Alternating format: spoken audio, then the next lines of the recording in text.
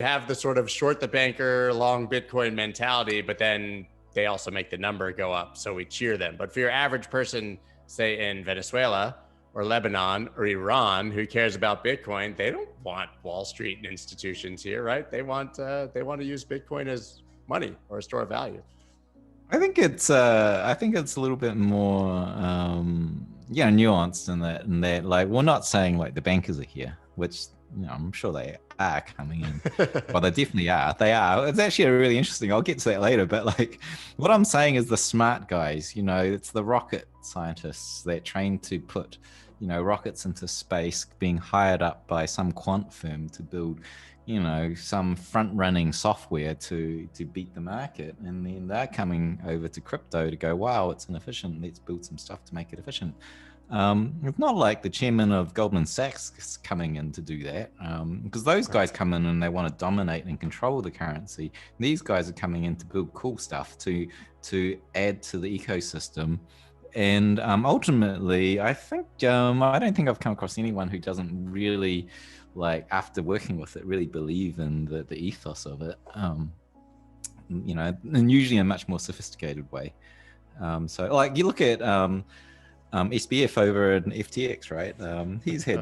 He's exactly that. What I'm talking about, like a little bit of Wall Street background, and coming over, like, whoa, look at all this stuff. Let's build some cool shit.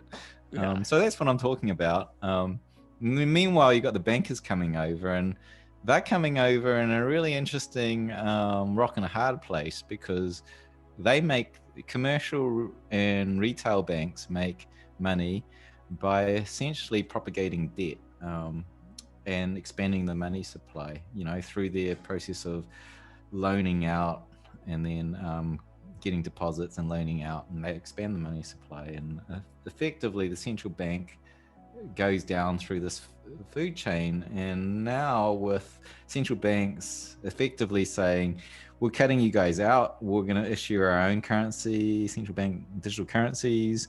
The retail and commercial banks are now faced with two things that they can do. Option one is to roll over and die, and option two is to be a Bitcoin bank, right? Essentially be on the other side of the divide, because really it's coming down to central bank digital currencies and free and open peer-to-peer currency. And so you can see one by one, what is it? DBS Singapore's banking Bitcoin. Standard Charter, I think, is initiating something in Europe. Morgan Stanley moving, JP Morgan. And they're all coming over to Bitcoin, and they don't have a choice. So that's the interesting thing, is on that side of things, those guys are coming into Bitcoin with I think their tails tucked, because they're forced to.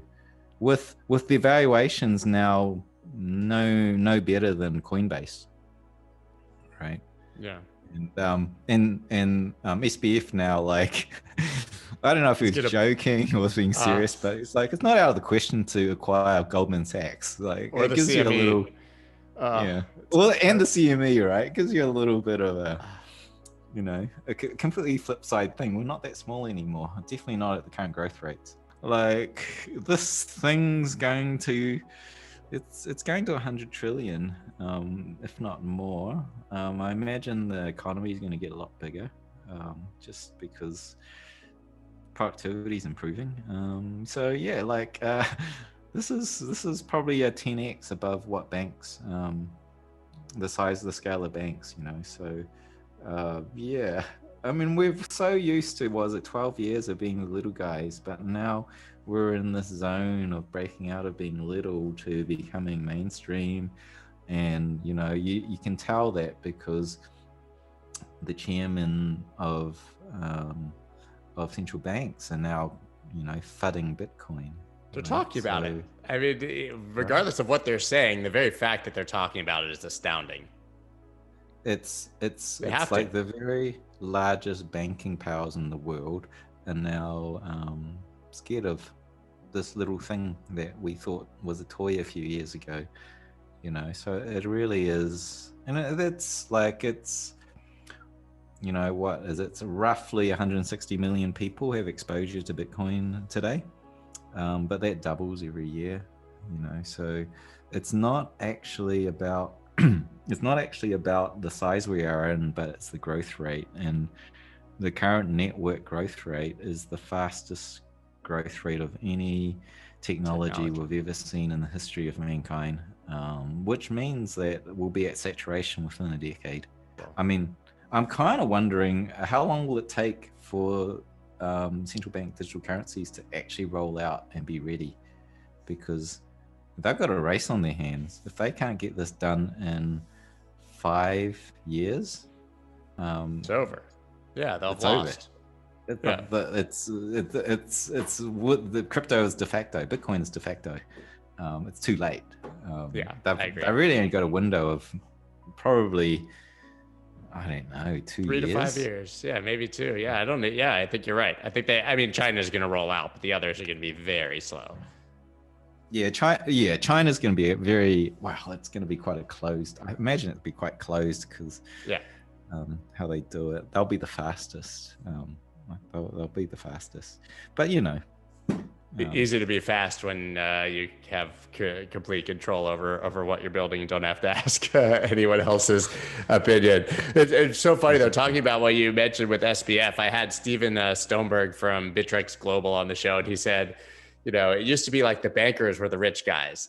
And then in like the 70s, 80s, whatever, the hedge fund guys came in. They're like, haha, you're $1 billion. I've got $2 billion. Like, we're the rich guys.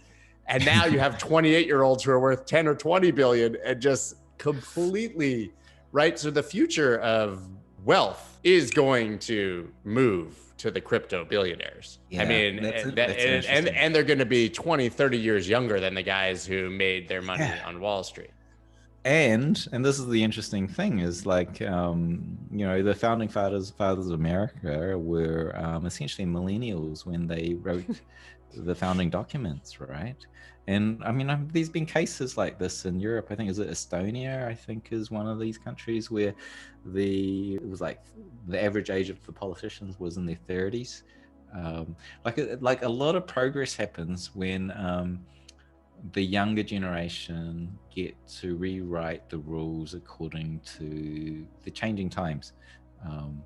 And like what's interesting now is the new power that's rising as the millennial generation, but the cream of the crop are making billions in crypto right now. Yeah, and they have very fine understanding of how monetary markets work.